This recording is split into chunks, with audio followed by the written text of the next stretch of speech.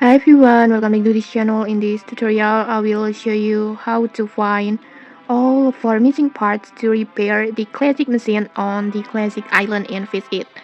This machine, this one. So in this latest update, there's a brand new area called Classic Island like this, and here you will find a special machine that can boost your server lag up to double lag. But before you can use it, you need to collect four missing parts around the island.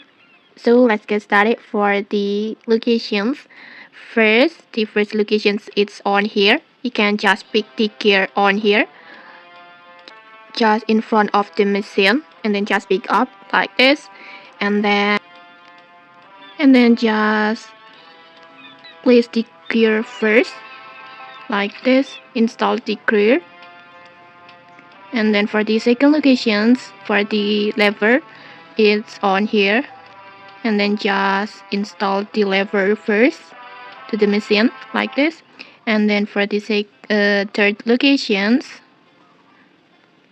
it's on here, just pick up for the core and then install it to the machine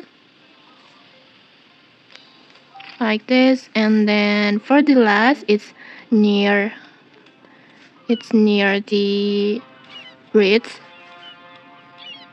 this area, this one, and then just install it